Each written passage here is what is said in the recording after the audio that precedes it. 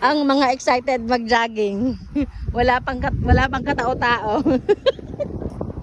Excited mag-jogging o ano nangyari? Ay, pansinin niyo ako! Ay! Hoy! Hoy! Mga pogi! Daw! Mga walang hiya kayo. Kasi dapat meron kaming doctor's appointment. Na-overlook ko yung date. December 7 pa pala. My gosh, aday diretso kami sa takbuhan na lang, jogging na lang. Biglang nawala yung dalawa. Pinagtaguan yata ako ng mga walang yang to. Biglang nawala.